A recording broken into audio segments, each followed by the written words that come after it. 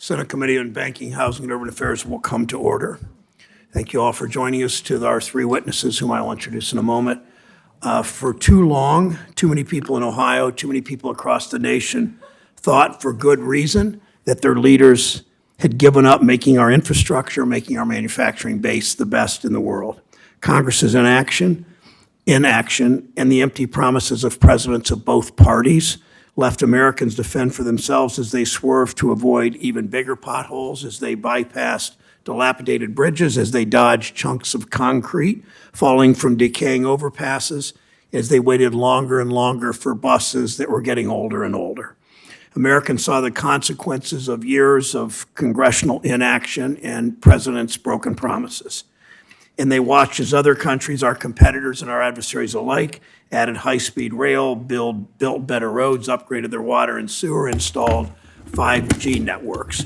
Our failing infrastructure was only compounded by a misguided tax and trade policies that shuttered factories in places like Zanesville, places like my hometown of Mansfield, and places like Kathy and Mike Knisley's hometown of Lima and Chillicothe, and jobs shipped overseas. Last week's hearing, I talked about how our economy and national security interests are interconnected. Ensuring that the United States leads the world in producing semiconductor chips is critical to both our entire economy and our national security. Because of the work of many of the senators on this committee, we passed the Bipartisan Infrastructure Law and the CHIPS and Science Act. But people don't really care that we passed a bill. That's sort of inside baseball. They care about results. Today, let's look at the results. 60,000 infrastructure projects, 60,000 already underway across the country because of the Bipartisan Infrastructure Law. These projects are improving 165,000 miles of roads, 9,400 bridges are getting repaired. Every state is benefiting. The Mobile River Bridge in Alabama is getting improvements. Rural and tribal communities in Minnesota and Iowa and other states are getting new buses and vans. We're making bus and rail stations that were built before the Americans with Disabilities Act finally accessible in places like Philadelphia and Cleveland. 6 years ago, Rob Portman and I introduced the Bridge Investment Act to replace or repair the hundreds of bridges in Ohio and thousands around the country that in many cases had not had serious repairs in literally decades. Now, because of the years of work we did that culminated in the Bipartisan Infrastructure Law, we're finally building a new Brent Spence companion bridge over the Ohio River. We're replacing the 90-year-old Western Hills Viaduct, crucial to Cincinnati. Brent Spence, for example, a critical link in the supply chain network, transports 160,000 cars and trucks and $2 billion in goods every single day. That's 3%. Think of that, 3% of the country's entire GDP. It's part of the fabric of the city of Cincinnati, helping to create the vibrancy of one of America's great cities.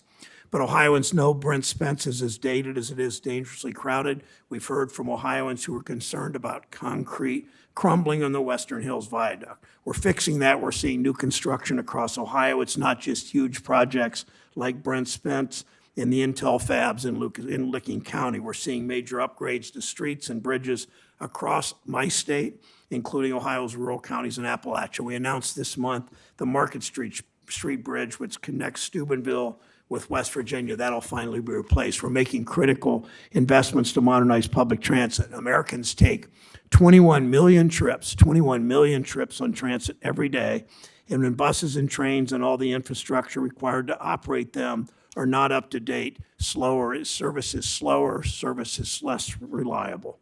Think about this, imagine driving the same car every day for 40 years. That's what operators on Cleveland's RTA in its 60 cars have been doing for years, running the newest of these 60 cars is 40 years old. In Cleveland, I met with workers whose job it is to maintain rail cars that date back to the Reagan administration. At the rail car garage that I visited on the east side of Cleveland, you actually see these workers over in the corner machining replacement parts for cars that are sold. They can't find replacement parts. They have to actually they have to machine the replacement parts to keep these trains running. It's the only way to get the parts because they don't make them anymore. Now, finally, because of the infrastructure law, Cleveland will get 60 new rail cars. We know the U.S. lacks a robust national passenger rail network that other major economic powers have. We're changing that. We're seeing construction of new facilities to improve transit and rail service, like Akron Metro's, its public transit system, its new maintenance facility, and a new Amtrak station in Bryan, Ohio, a small town in the northwest corner of the state.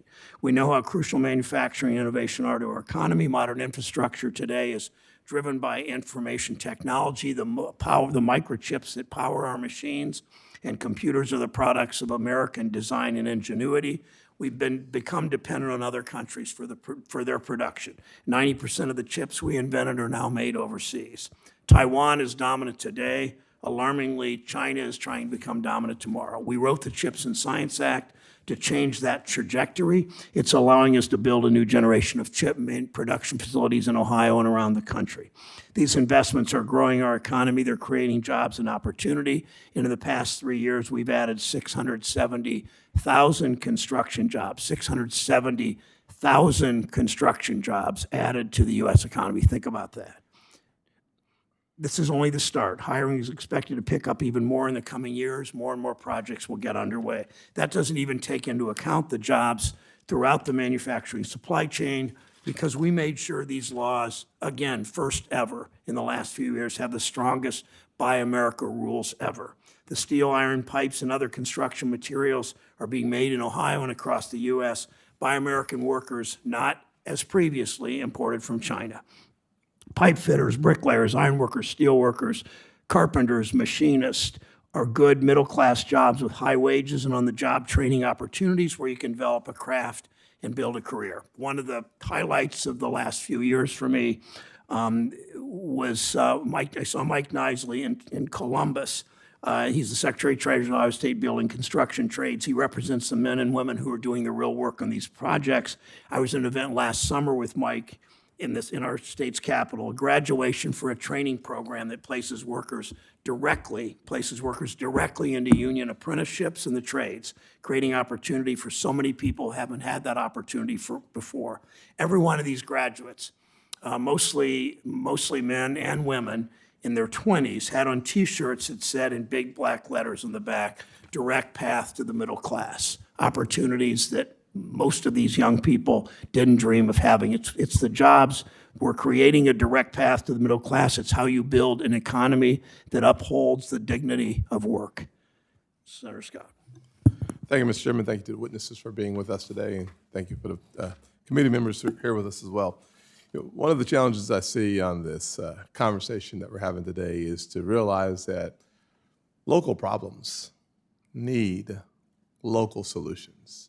It's really hard for folks in Washington, D.C. to understand the transit needs of folks in Charleston, South Carolina, Summerville, South Carolina, Columbus, Ohio, or Chicago, Illinois. The most effective thing that we can do is make sure that the resourcing goes without all the red tape and challenges that comes from Washington, D.C.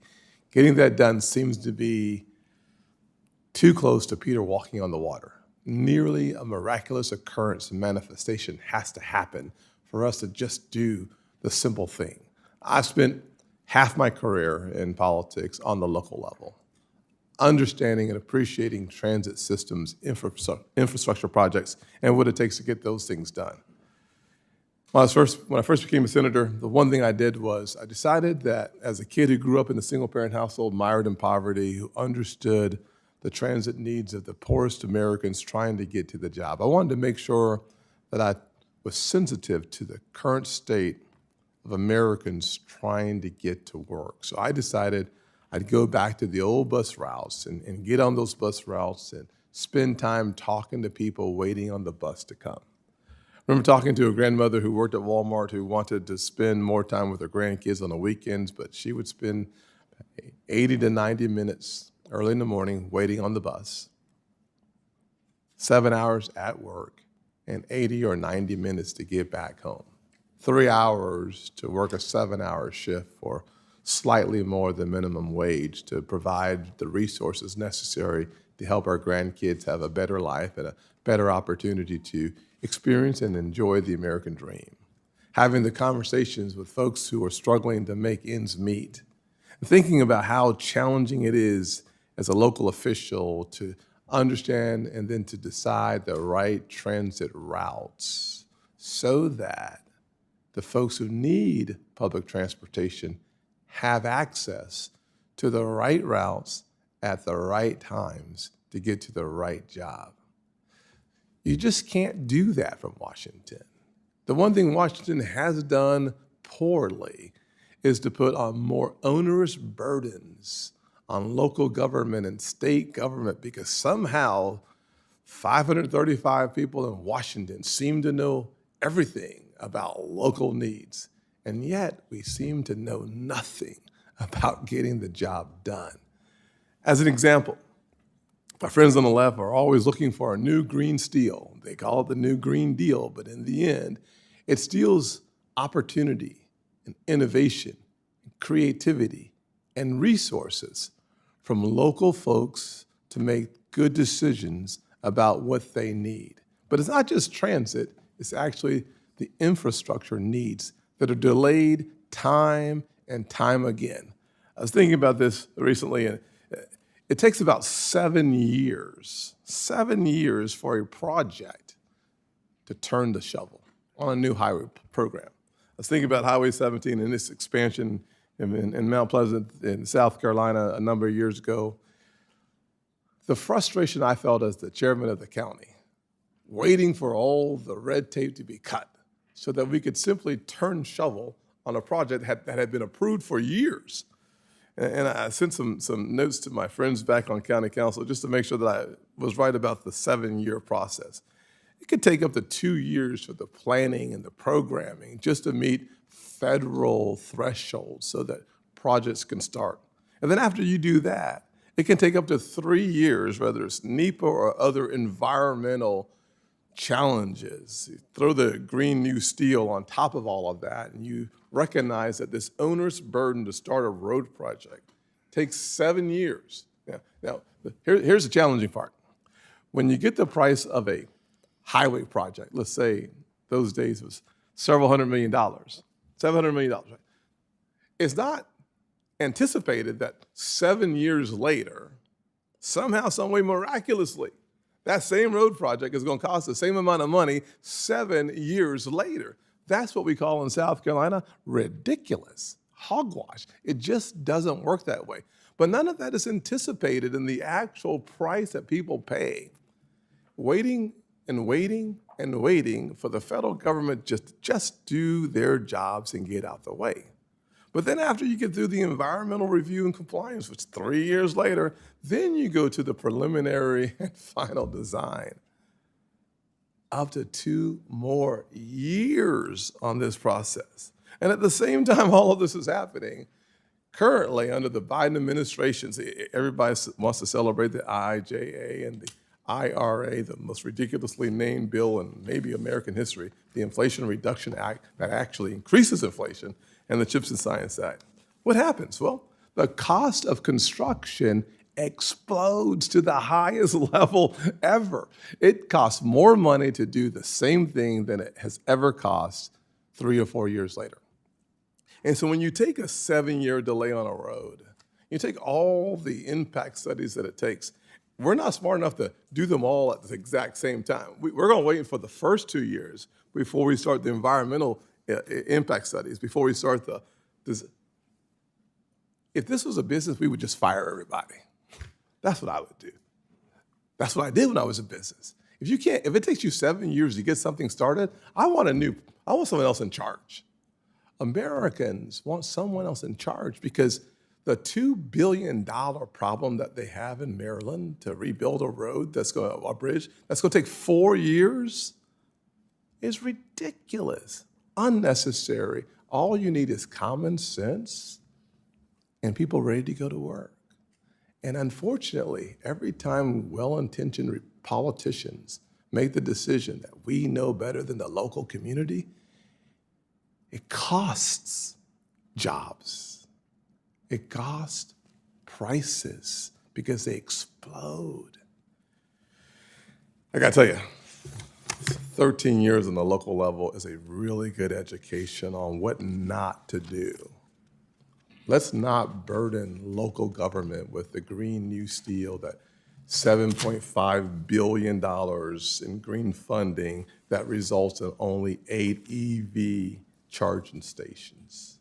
That takes all those dollars away from being able to have real progress on real roads for real people to get to their jobs.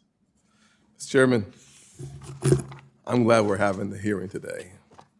But I gotta tell you, most Americans would say, skip the hearing, block grant the money, and let a brother go to work. That's what they would say. Thank you, Senator Scott. I'll introduce the three witnesses. Pleased to welcome Acting Undersecretary of Transportation for Policy, Christopher Coes. Mr. Coes was previously confirmed by the Senate as the Assistant Secretary for Transportation Policy, worked for many years advocating for safe and reliable transportation that builds better communities. Look forward, Mr. Secretary, to hearing your input. Michael Knisley served as the Executive Secretary Treasurer of the State Building and Construction Trades Council since 2018. Prior to his current leadership role, Mr. Knisley served as president of the Lima, Ohio Building and Construction Trades Council. He oversees the day-to-day operations of the state council and supports its 14 individual local councils that comprise 137 trade unions and some 100,000 members. I'd like to welcome Mr. Knisley's family members visiting from Ohio today, his wife Kathy from Lima, his sister-in-law and brother-in-law Jennifer and Brad from Columbus, and nephews Griffin and Grayson. It's great to have all of you here. First time you've come to a hearing, I think, so welcome. And Mike, I look forward to hearing about the new jobs you're seeing and learning how we're bringing more workers. And I would add that, interestingly, I'm almost certain I will see Mike at the groundbreaking for the Brent Spence Bridge. It was announced by Senator Portman and me, the President of the United States, Senator McConnell, the governors of the two states. It was announced in early January, right around the time Senator Portman left office of 2023. The groundbreaking to build this bridge will be in less than 2 years. So thank you for that, and I assume I will see you at that. Dr. Richard Geddes is the founding director of the Cornell Program in Infrastructure Policy, a non-resident senior fellow with AEI. He previously served as Commissioner of the National Safe Surface Transportation Policy and Revenue Study Commission. Thank you for being here. Mr. Secretary, would you begin? Good morning, and good, Chairman Brown, Ranking Member Scott, members of the committee. Thank you for this opportunity to testify today and for your leadership and partnership as we work to deliver projects to build a stronger, safer transportation system that connects American people to jobs, to housing, and to one another. DOT has been working tirelessly executing the vision of the Infrastructure Investment and Jobs Act. Because of this generational investment, the Biden-Harris administration has announced $461 billion of awards funding over 60,000 specific projects in all 50 states, District of Columbia, territories, and for tribes. As I've traveled across the country, I can tell you these headlines don't come close to telling the full story about EJA's significance. Nationally, 47% of the U.S. population spends more than 15% of their annual income on transportation. EJA isn't just an investment in infrastructure. It's an investment in our economy and our workforce and in our nation's household budgets. EJA is allowing us right now to invest over $91 billion into restoring and upgrading our nation's transit service, creating thousands of new jobs, and expanding affordable access to even more.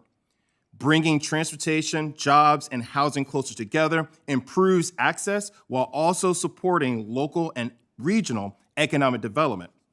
In April, FTA announced the award of nearly $18 million to 20 projects in 16 states in transit-oriented development funds to support local economic development efforts to improve access and increase affordable housing production near transit. It's also critical that transit is available to everyone, regardless of their ability. That's why the All Stations Accessibility Program is so important, allowing us to upgrade and modernize legacy transit stations built before the Americans with Disabilities Act of 1990.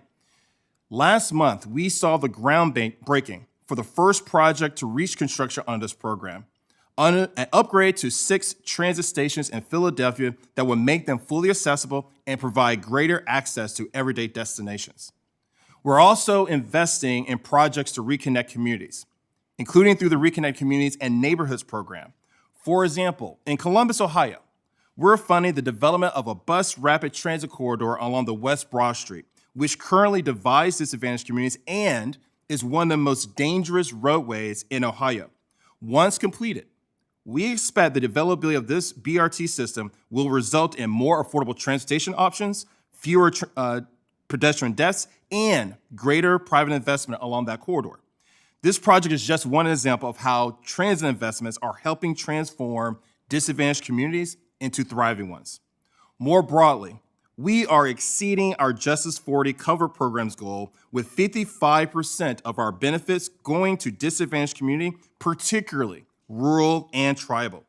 For example, at the border of Montana and Idaho, we're funding the rehabilitation of a critical segment of the Interstate 90 to enable it to better withstand increased harsh weather events and make it safer and more reliable for travelers and vulnerable populations nearby. We're also replacing rural bridges in South Carolina that are disrupting vital farm-to-market and commercial freight routes with existing load restrictions due to their age and condition.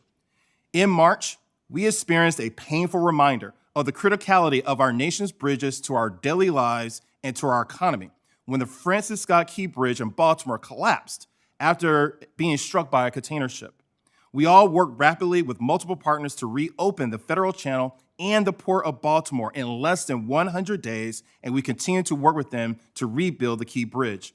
But even before that incident, we've been working with communities across the country to rehab and replace aging critical bridges. And that is why earlier this month, DOT awarded over $5 billion to 13 large bridges, including $250 million for the I-95 bridge over Lake Marion in South Carolina, $550 million for the I-10 Mobile River project in Alabama, $251 million to repair a cluster of bridges on I-95 in Rhode Island.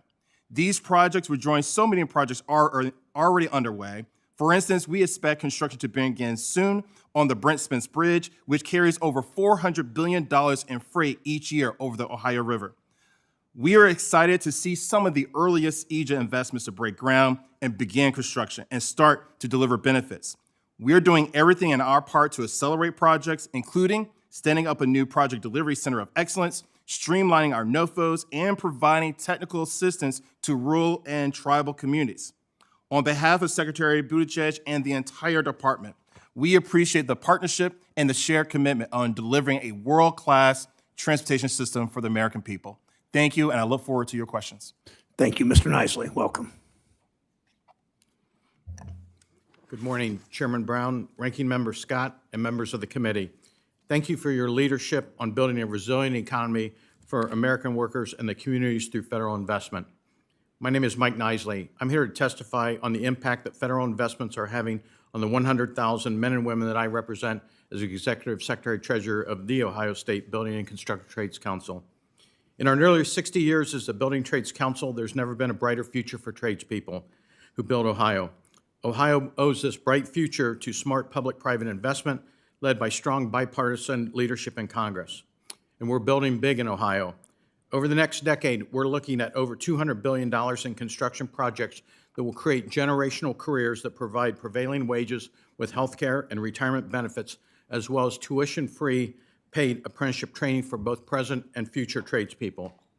The Bipartisan Infrastructure Investment and Jobs Act means that thousands of tradespeople in southern Ohio and northern Kentucky will build the Brent Spence Bridge. This bridge, which besides being long overdue, is a vital transportation corridor for our region and will be built by a diverse generation of construction workers, including tradeswomen like Saria Gwen May of Ironworkers Local 44. The CHIPS and Science Act means that nearly 10,000 construction tradespeople will build Intel's newest semiconductor fabs in Columbus, Ohio. This project is creating family-sustaining construction jobs across the Central Ohio region, but also in Ohio's Appalachian communities where the residents can see opportunity on the horizon again.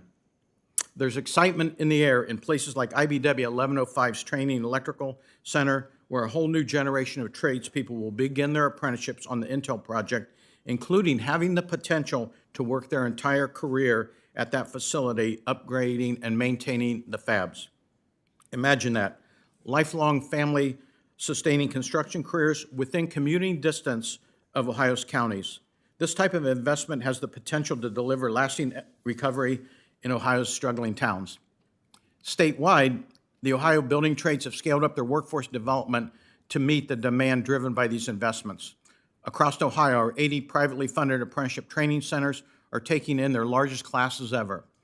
The building trades model is the gold standard in workforce development, where they train over 80% of all construction apprentices in Ohio, and I must put on this, with zero tax dollars.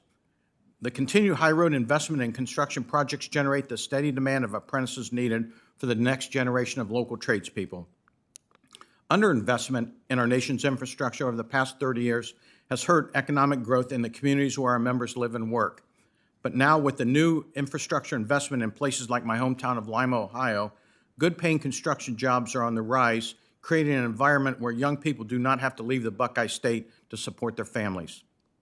The Ohio Building Trades believes that the rising tide of economic opportunity must be within reach for all Ohioans, including women, people of color, and veterans. Thanks to our partners in industry and at every level of government whose commitment to responsible contracting and sustainable jobs means that Ohio's rising economic tide reaches working families in Ohio. Our commitment to our partners is this: we will get the job done.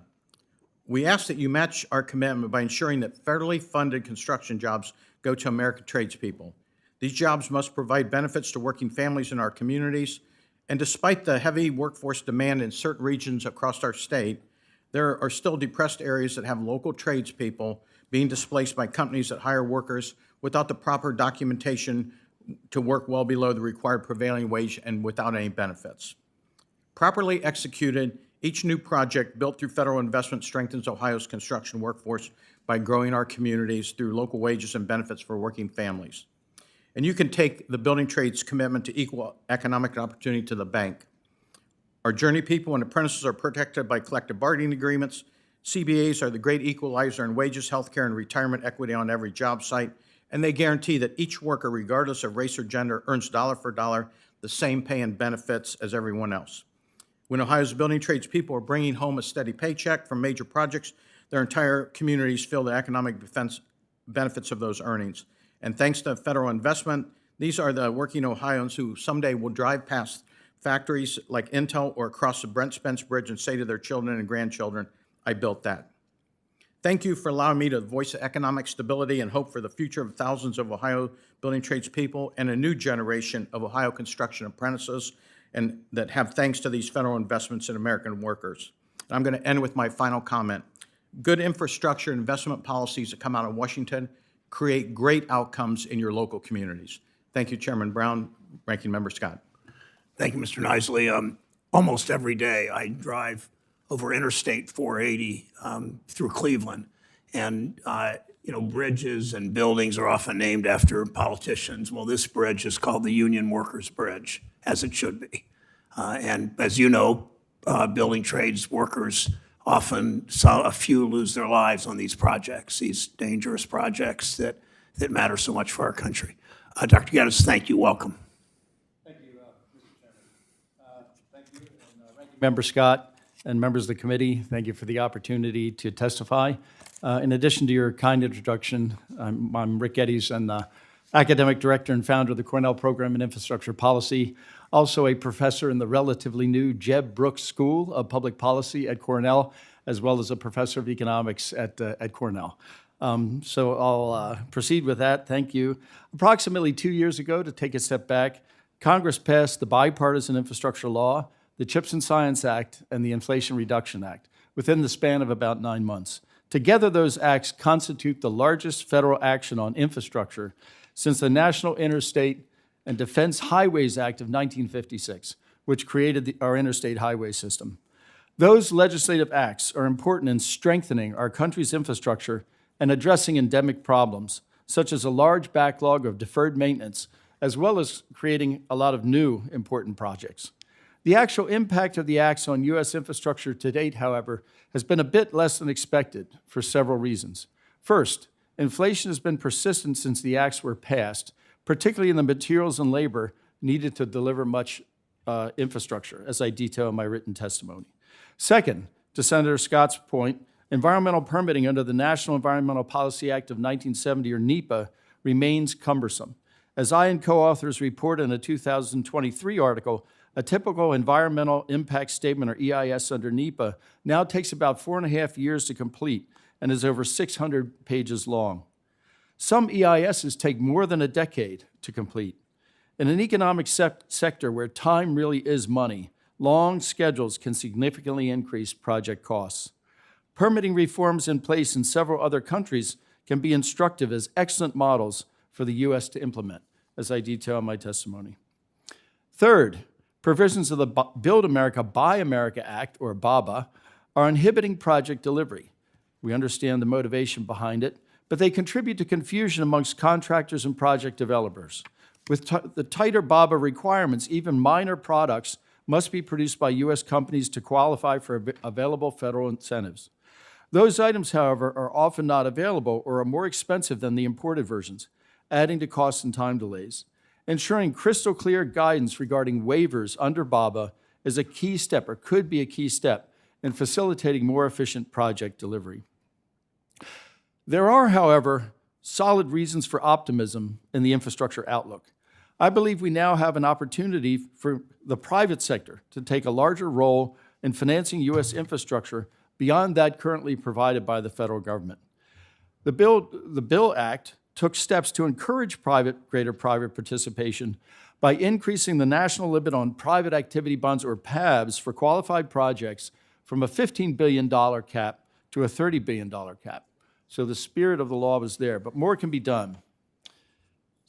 These arrangements that encourage public and private cooperation can bring American infrastructure delivery up to global standards through better cooperation. The core of such cooperation is a long-term contract between the public and private sectors, broadly known as a public-private partnership, or PPP.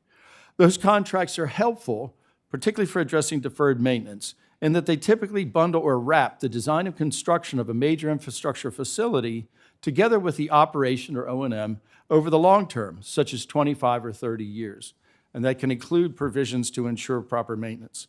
A properly structured P3 contract puts more of the risk of the time and cost overruns on the private partner rather than on the taxpayer.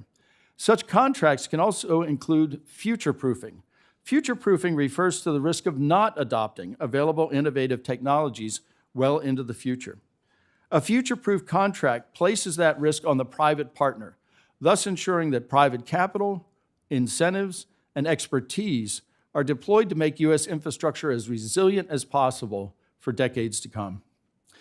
I believe Congress can take further steps to facilitate greater P3 use in the United States, which is behind every other developed country I know, by the way, in P3s. One is to encourage states and regions to utilize PPP units, which are quasi-governmental entities that assist the public sector in undertaking PPPs. Such units are well established around the world, including Australia, Canada, China, Egypt, India, Israel, Japan, and the United Kingdom, among many other countries. I believe that with several key policy changes that I've described here, infrastructure projects can deliver long-term benefits and returns for all parties. Thank you very much for the opportunity to testify, and I look forward to your questions. Thank you, Dr. Geddes. Mr. Knisley, start with you. For decades, we've seen corporations follow the business model that pursued growth by closing factories, shipping jobs south and then overseas, always in search of cheaper wages. It's devastated the hometowns of each of us, of Lima and Mansfield. We passed the bipartisan infrastructure law in part to create the types of jobs that corporations can't outsource. The number of construction workers in Ohio is at a 24-year high and growing every week. You note that when people bring home a steady paycheck, the entire community feels the benefit. I love what you say about generational careers. Talk about how these projects create the kind of construction jobs that lead to these generational careers. So let's, if we could, talk about the CHIPS Act. Can we talk about that, Senator? Sure, of course. So the Intel factory, I worked intimately with the company as soon as the announcement was made in Newark, Ohio, in late January 2022. And my job here in Ohio is to keep our 100,000 members to work every day through policies and some politics with this, but also by working with the owners on this. And so in the span of 3 months, myself and a small delegation went to Phoenix, Arizona, to the Ocotillo campus for Intel, to Portland, Oregon at the Hillsborough campus, and also to Albuquerque at the Rio Rancho campus. And we did tour the factory, and we saw the scale of what this does for not only construction workers, but what it does for the American public, reducing inflation, and for our defense, making sure that these chips are done here in the United States. But one thing that I found interesting by talking to the local workers there, and some of them had worked their entire careers, that was in my statement earlier, because of the commitment from companies like Intel that are not only innovative, but they're also changing their technology to stay competitive in that ultra-competitive market. It made a generational career for the pipe fitter or the electrician or the sheet metal worker that was in that local community. And some of them actually had 3 generations on that project due to this generational change that we're going to see, the same thing in Columbus, Ohio. And so because of the CHIPS Act, that is now created that same dynamic in Columbus. We're building the project right now, but we know that right after, they call it phase 1, which is 2 fabs, the CHIPS and Science Act actually created the opportunity for 3 more phases, or another $80 billion in investment in the Central Ohio region. We know that that will now create that same model that we saw in the 3 other regions across the United States. Thank you. And we have talked a number of times, Mr. Knisley, about the federal government helping to support workers, especially young people considering entering the trades. So I may ask you another question on the record about later about that in writing, just because of time. Mr. Coes, before we passed the bipartisan infrastructure law, big projects moved slowly or didn't move at all. We had seemingly forgotten how to build things in this country. That's why Senator Portman and I bipartisanly worked on this so much in Ohio, because we knew that it would actually result in speeding things up and making things happen. I want to talk to you about briefly Cleveland. The city's next transformational project is connecting downtown Cleveland to Lake Erie because of a large freeway and railroad tracks, and we know what interstate construction did, dividing communities, often communities of color. Because of that large freeway, because of railroad tracks, generations of Clevelanders have grown up near the lake but unable to access the lake. This project will help change that. If DOT's current competitive grant programs don't continue, what happens to the transformational projects, like in one of our America's great cities like Cleveland's, that our cities, counties, and states are developing? The short answer is those projects sit on the shelf. These grants provide not only capacity to local governments to partner with private sector. I know that particular project is working with Bedrock and so many other private sector interests to think about how to do transformative projects. In addition to that, that means less people able to get jobs through these programs. We've seen already through the bipartisan infrastructure law how discretionary grants are taking these mega complex projects like the Brent Spence Bridge from actually vision to actually execution. We are really excited that we're about to break ground on the Brent Spence fairly soon. But more importantly, it demonstrates that within the Department of Transportation, we have the capacity to take local ideas, even for big projects, and actually get them approved through our NEPA process in a timely fashion, at the same time getting dollars to the ground to get more workers on those projects.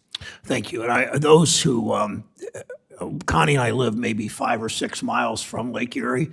Those not exposed that aren't lucky enough to live nearby the greatest body of fresh water in the world, which the Great Lakes is, might not see how important access to that lake is. And for far too many families, there are train tracks, there are highways that keep them from having access to that lake for recreation, for all kinds of opportunities. So your continuing that is really important. I just want to make one statement in response to Dr. Geddes, and sorry, this won't be a question, but I just wanted to thank you again for your testimony, how important it is to strengthen and update infrastructure. Your testimony pointed out concerns about expanded Buy America requirements.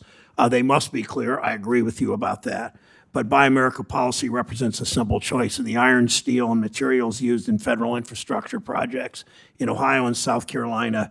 Made there isn't made in China. And I think it's pretty clear what the American people want if we're spending taxpayer dollars on infrastructure. I think the steel and pipe we use needs to be made in the United States. So thank you, all 3 of you. Senator Scott. Thank you. I was talking in my opening statement, opening comments about the fact that the impact of inflation has driven the cost of construction to highest levels we've seen in the shortest period of time. I think about the Inflation Reduction Act that some continue to celebrate as somehow mitigating the impact on our country of inflation. Still, to me, a bit backwards. One program within that IRA is the Greenhouse Gas Fund that has to get $27 billion out the door by September the 30th. And the way I look at it, Dr. Geddes, from an economist, somehow you rush $30 billion, $27 billion out of the door in an already hot, artificially stimulated economy. Chances of it having a negative impact within the construction industry, I think, is pretty high, personally. I think the fact of the matter is that the COVID relief package, first bill passed by the Democrats, $1.9 trillion, the Inflation Reduction Act, the IIJA, the CHIPS Act, those resources flooding into the economy, some of it, not all of it immediately, only helped impact the inflation that the average American has been feeling. So from the macroeconomy perspective, the loss of spending power of the average American is around $28,000 cumulative over the last 3.5 years. Can you please speak, Dr. Geddes, to the inflationary impacts regarding infrastructure specifically and its development because of the inflationary environment that we find ourselves in today? Yeah, thank you, Senator. I think it's two ways of approaching that. One would be from the macroeconomic theory that you mentioned, and you're stimulating demand in a highly supply-constrained environment. And the theory implies that is going to be inflationary. On the sort of empirical or statistical side, it's difficult to tease out the effects of a particular program on the overall inflation rate. Yes. But I think it's worth noting, maybe emphasizing a part of my testimony to your original statement about how inflation in this sector, in the heavy civil construction sector, is higher. There's a block quote that I have from The Economist in November 2023 that says, "The problem is that inflation has been rampant in the construction sector, making delays that much more pernicious. The single biggest component of the infrastructure package was a 50% increase in funding for highways to $350 billion over 5 years. But highway construction costs soared by more than 50% from the end of 2020 to the start of 2023, in effect wiping out that extra funding." So the purchasing power effects are being diminished or wiped out by the added spending, or added inflation. I added some more up-to-date numbers on concrete costs and so forth, and it's still higher than the Consumer Price Index. I'll ask you a question about NEPA, but before I go there, I want to once again highlight programs that the government continues to provide resources for, but they never actually spend the resources that they provide. As an example, back in 2021, Congress approved $42 billion to help connect more Americans to the internet, basically. Looking at a tweet that I saw and found, at this point, it had been 987 days since the plan was enacted, and 0 Americans had been connected, 0 shovels worth of dirt had been turned, even though there had been $42 billion set aside for programs to help connect Americans. The challenge, of course, the government rewards itself based on its intentions, not based on the actions that follow those intentions. You mentioned the cumbersome process that NEPA creates for getting shovel-ready projects started. Mm-hmm. Would you expound for the rest of my time that I have? Sure. So NEPA had, again, very good intentions. I believe when it was passed in 1970, it's grown over time. It's sort of a whole lot of things going on. A web of confusion. In NEPA, it's grown administratively, and it's now become an extremely serious barrier to rapid project delivery. We're seeing that kind of in green projects where there's environmental groups that would like those projects to get out quickly, but then they sort of run headlong into this cumbersome NEPA process. And I think it's time for reform. I should probably highlight This study that I have here that came out in the past few weeks by one of my heroes, Bob Poole at the Reason Foundation, surveyed other countries and how they do their NEPA processes. Just to highlight, I could go, we don't have time, but I could go across countries. Australia has a sort of a one-stop shop for its environmental review and permitting process called the Department of Climate Change, Energy and the Environment and Water, and they have strict time limits on how quickly their reviews of environmental permitting processes have to go, like 20 days for the first stage, 30 for the second. So it is really a time-constrained process that still respects the desire to preserve the environment, as Australians do, but it doesn't have to be as long as it is in the United States. And as we know, Senator, time really is money in infrastructure. Absolutely. If you delay a project, it always goes up in cost. Thank you. Last point, and I'm running out of time here. I'd love for us to, I'll submit it for the records, questions about the public-private partnerships that actually reduces cost, extends long-term maintenance, and puts part of the onus on the private sector. Thank you. Senator Scott, Senator Reed of Rhode Island is recognized. Thank you very much, Mr. Chairman. Thank you, gentlemen, for your testimony. And Undersecretary Coes, we are seeing a lot of activity in Rhode Island. In fact, we recently had a call from the Secretary Buttigieg informing us we received $251 million for a large bridge grant, which will access 15 high-need bridges along Route 195. So it's Route 95. So, and we're also seeing people working and working at very, very good wages. So this is, I think, a good program for middle American workers and also for overdue infrastructure, and our infrastructure was way overdue. Could you tell us how, generally, how this project is improving infrastructure all throughout the country? Thank you, Senator. You're absolutely right. We just, this past month, announced one of our big bridge improvement program that is actually addressing some of the critical needs that we're seeing in bridges across the country that are in a state of good repair.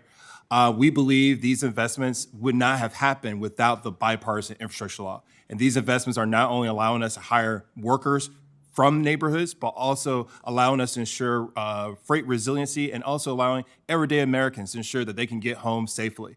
We're also seeing that private sector are also looking at other projects working in tandem with local governments. For example, we are very close to doing a major groundbreaking with the Bright Line West high-speed rail, which again would not have happened without the bipartisan infrastructure law. So those are just two examples of how working in tandem, these investments are really being transformative in communities. And all of this work makes transportation more efficient, I presume. And second, it also is matched many times by private development, either directly in the project or very near the project, since the highways are opened up and it's more flexibility and more opportunity. Is that accurate? That is absolutely true. As noted, in addition to the bipartisan infrastructure law, we're seeing major investments through the CHIPS program, where we're seeing major private sector investments for new chip manufacturing, as well as EV manufacturing locating near these new improved infrastructure assets. And Ms. Knisley, how is this helping workers in the industry? Senator Reed, workers are benefiting from all the legislation over the past couple of years that have came out of Washington. When you look at infrastructure, that's a little bit longer term maybe than what you would see with an EV plant or even the CHIPS side. But what you're creating in a time when demographics are working against all of us, including the construction industry, it's created generational change for generational careers for young people. And I don't think they've seen that type of optimism come out for quite some time. I can't overstate the fact, and it was in my final comments, that the good policies come out of DC create great outcomes in every local community. It just does. Whether you're putting from the transportation side, new blacktop coming down, or for a long-term 30-plus generational career at a chips manufacturing plant. We anticipate our growth in the state of Ohio, even factoring in attrition with retirements and deaths, to move from 100,000 men and women that put a hard hat on and work in union construction every day in Ohio to somewhere between 115 and 125,000 over the next generation for this. Thank you.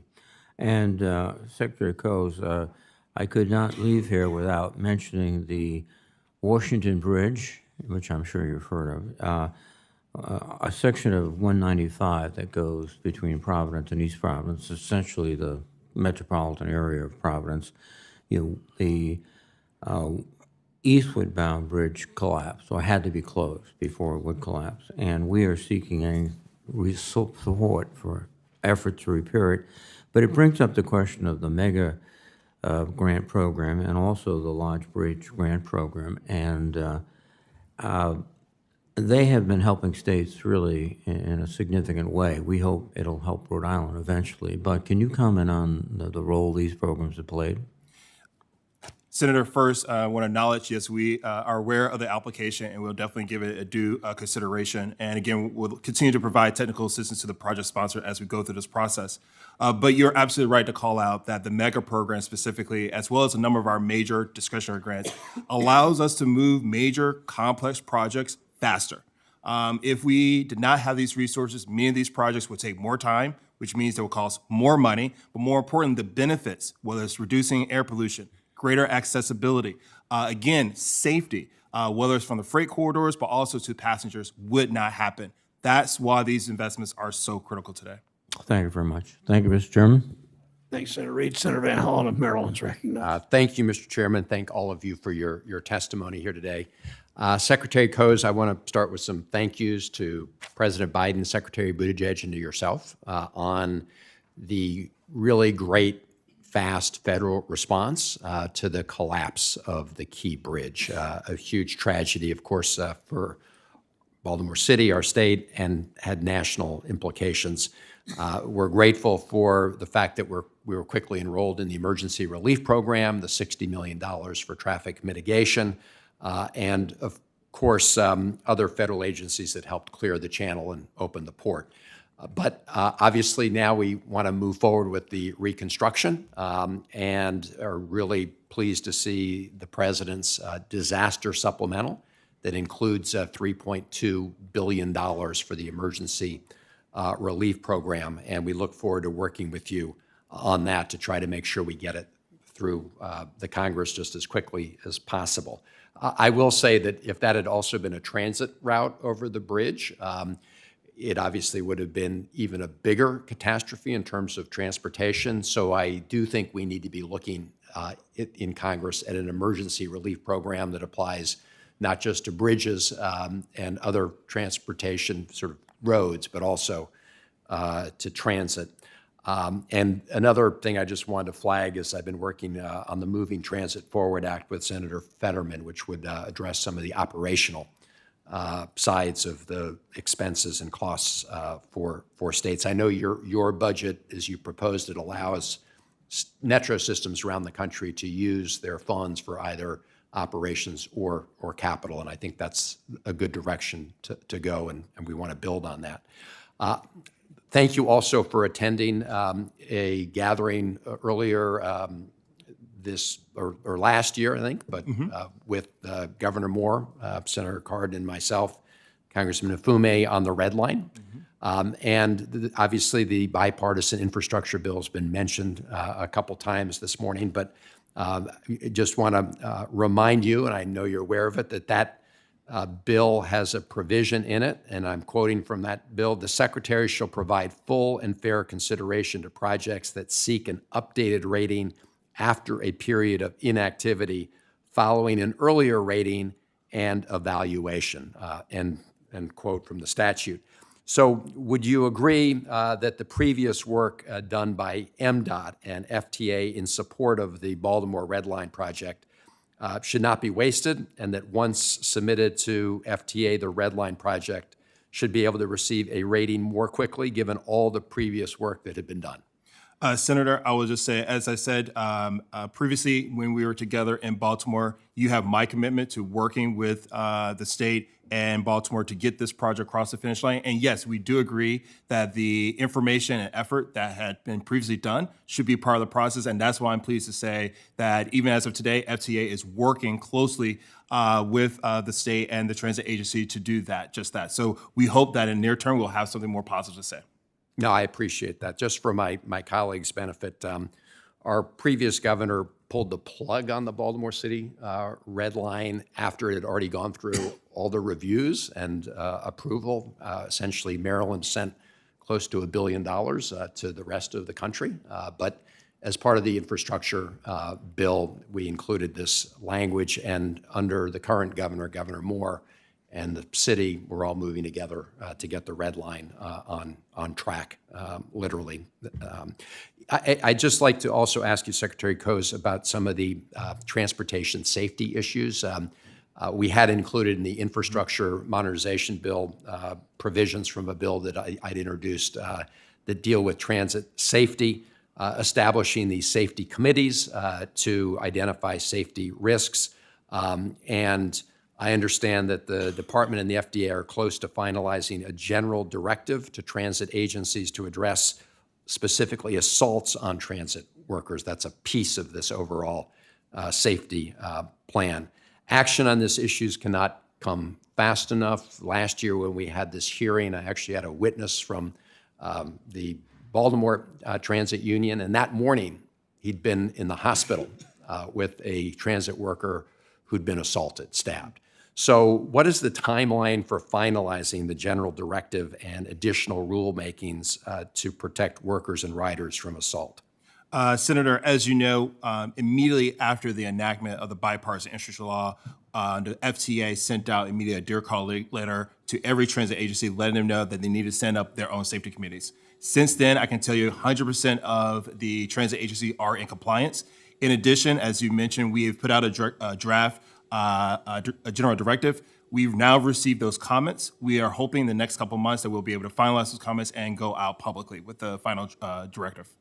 I appreciate that. Thank you. And I may have some follow-up questions for the record, Absolutely. but thank you. Thank you all. Thank you, Mr. Chairman.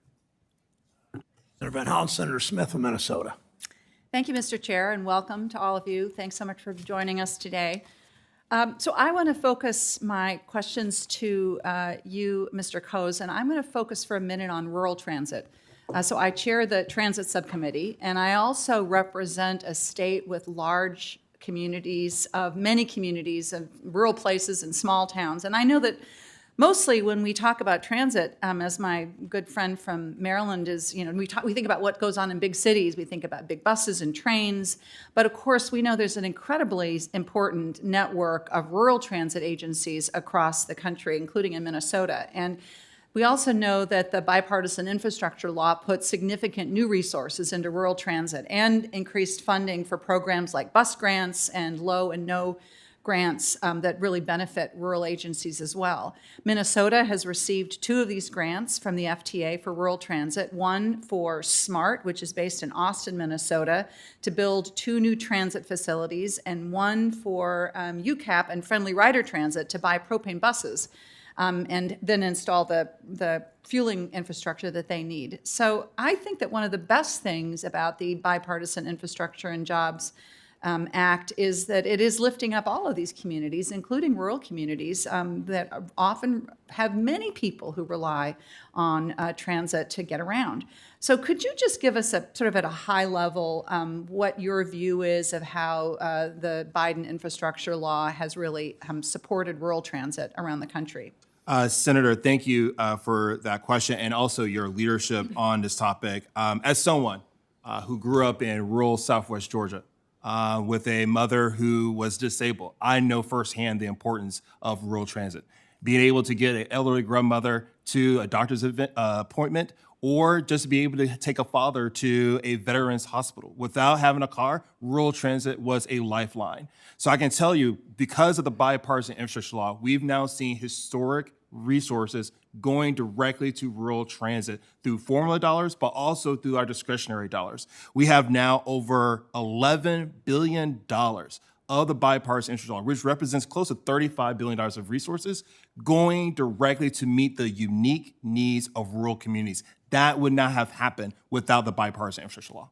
Thank you. I think it's just illustrates how this law has helped so many rural communities in so many ways. And I also know that rural transit authorities tend to be small, they're scrappy, they're very innovative, and they don't have a big grants department that they can rely on to go and chase these federal dollars. So I know that you all have put a lot of time and energy into figuring out how to help rural transit authorities navigate through these different federal grant opportunities and reporting requirements that also follow. Could you just tell us a little bit about that work? Because I think it's important for people to understand. Absolutely. We have stood up within the department a number of rural-specific programs to provide direct technical assistance. We have a $20 million technical assistance program directly for rural and tribal communities to not only understand how to navigate the federal process, but also how to deliver a project. Because sometimes that rural mayor or that transit operator, it may be also the planner, but also might be doing 5 other jobs. And so the federal government can't just be on the sidelines. We want to be a partner. In addition to that, we also know that we want to support rural communities as we prepare for the 21st century. We have stood up a new rural EV toolkit that provides rural communities the step-by-step process to make sure that they're not left behind with the electrical vehicle revolution. But also, we're seeing amazing innovation where rural communities working with state DOTs are partnering with private companies. For example, we awarded $9 million to the North Carolina DOT to partner with 9 rural counties and VIA to provide on-demand services for those residents. That's just an example of how we can meet the needs, but also prepare rural communities for the front. And that's what the bipartisan infrastructure law allows us to do. I really appreciate that. I also appreciate you highlighting the innovation that we see happening in these rural transit agencies that have to be creative because the models that might work in a larger city are just not going to work there. Exactly. And so they are doing some pretty incredible work to make sure that people can get around and can be connected. Thank you very much, Mr. Chair. Thanks, Senator Smith. I thank you for your comments about transit. Senator Kramer is coming back, so I'm going to go a bit of a second round until he does. Under Secretary Coes, I appreciate what you've said about transit-oriented development. One of the wonderful things about getting to chair this committee, when I took it over, it's always been called Banking, Housing, and Urban Development. It was really the committee that took care of Wall Street until I became chair, and we have emphasized sometimes, and Senator Smith does that, sometimes calls it housing and banking, but one of the focuses of this committee is public transit, and there isn't nearly enough interest in this town in public transit. It gets a whole lot of people, particularly moderate income people, to work. I remember a story. I was in Cincinnati one day, and their public transit system is called SORTA, and I talked to the leader of the transit system who was struggling with keeping some additional routes that are there during the week, but routes that they don't have enough ridership for the weekend. And there was a young woman who worked at a moderate $10 or $12, $13 an hour job. And the transit system, she had to work on Saturday. The transit system didn't run on Saturday, so she had to Uber to work on Saturday. She talked to her boss, and her boss said, "You got to come in on the weekend. That's the way it is if you want to keep this job." And she had to Uber to work on Saturday, which ate up most of her income. So one of the things we're able to do is expand the service of SORTA service. So Senator Kramer just done it. I'll turn to him in a second. But I like what you said about the opportunity for new housing construction near transit developments. That's really important in all the big cities and the moderate-sized cities in my state. It can support, and what DOT can do to support such transit-oriented development, and transit-oriented development can bring you opportunities to those communities, again, especially those communities that in the 60s, 70s, and 80s were essentially almost demolished for interstate highways. And I look to any of the major cities in my state, particularly Columbus, where the number of people living in a neighborhood on the east side of Columbus, mostly African-American, shrunk by about 2/3 because the highway went through disrupting, demolishing businesses, demolishing people's homes. They had to move elsewhere. The community's vitality was essentially sapped and wasn't able to rebuild. So always thinking about those issues. So thank you for that. Senator Kramer from North Dakota is recognized. Thank you, Mr. Chairman, and thank you to the witnesses for being here.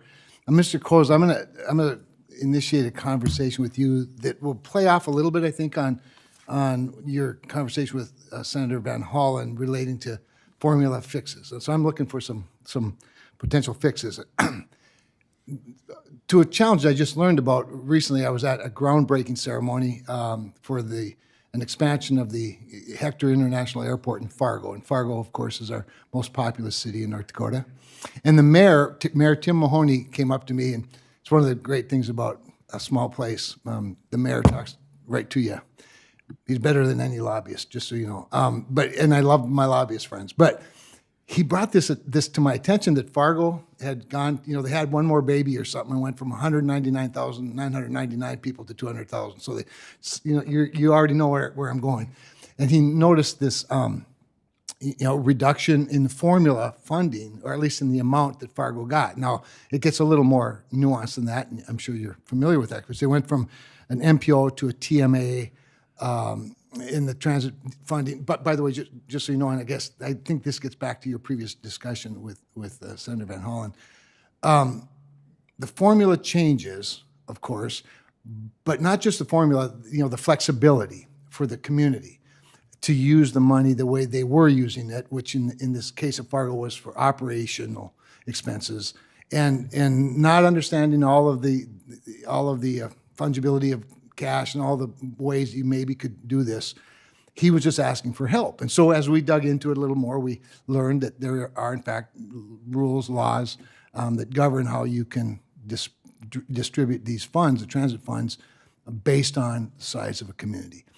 My concern is that there's a little bit of a perverse incentive in that formula that actually discourages growth. And we don't want that, I don't think, on the one hand. On the other hand, maybe there's a rational reason for it. My ask of you is just I describe this situation, tell you this story, and then maybe just see if you have some thoughts about it, ideas on how we could either legislatively or through budget process or whatever discretion the agency would have to sort of not punish communities like Fargo and see if there's a better way to do this. Senator Kramer, thank you for bringing that issue here, not only to my attention, but I know this is one that's shared within our building. Sure. Communities need to be able to meet their needs. And we believe that whether it's through the formula program or even from our discretionary grants, we should be able to give them as much flexibility to achieve those goals. We do believe, and as I was discussing with Senator Van Hollen, that transit agencies, particularly coming out of COVID, are recognizing that travel patterns are different. Sure. We're seeing that now developers want to build near transit and create more walkable communities. We need to give transit agencies their ability to leverage not only the pent-up demand that they're seeing in the private market, but also the unique needs of their residents as we do these travel demands. So we would love to work with you, as we stated with Senator Van Hollen, to look at how we can make sure the formula programs, particularly on the transit side, particularly these larger systems, have the flexibility they need to meet the changing environment, which again comes back to people want to live in great quality neighborhoods. Sure. Well, and I love that you refer to them as larger communities, because we kind of consider Fargo to be larger than the small ones, right? Exactly. But smaller than the large ones. That's what they say about Thomasville, my hometown. Right. We're still a small town. Yes, that's the flexibility, which is I really appreciate. And quite honestly, and I know we've been talking. Obviously, we're talking about the bipartisan infrastructure bill, which I not only supported, voted for, but championed. And the formula issues of all of the distribution of funds is really important to small states, right? That we can't sort of reserve 100 miles for gravel in the middle of an interstate highway system. But similarly, for our communities where you have populations that certainly depend on good transit systems, we just want it to be, to your point, be successful. We want the communities to be successful. So to the degree there's legislative fixes that are necessary, maybe Chris and I could work together with you on some of that, right? And then where there's flexibility within the agency, we should encourage that as well. Absolutely. Mr. Chairman, that's all I have. Thank you. Thank you. Senator Kramer, thank you for the thoughtful questions and the follow-up, and it was worth stalling a little to wait for you to get back here. So thank you for making us all think about these important issues. Thanks to the three witnesses today. It shows we're making progress in long overdue investments in infrastructure and the men and women in the construction workforce leading the way. I love thinking about that bridge I mentioned. We have much more to do in the years ahead. I'll keep working with USDOT. Thank you for that, and others at your department on Ohio priorities like replacing more bridges, building big projects like the North Coast Connector in Cleveland. I'm going to keep reminding you of that. We'll continue working with the building trades to ensure that our transportation infrastructure and manufacturing sector, as you pointed out, Mr. Knisley, are making the nation's economy stronger, more competitive, and delivers more of the generational jobs that you talked about. Thanks for the witnesses for testimony today. For senators who wish to submit questions for the hearing record, those questions are due 1 week from today, Wednesday, August 7th, and witnesses have 45 days from that day to follow up with answers. So best wishes. Thank you all. The committee is adjourned.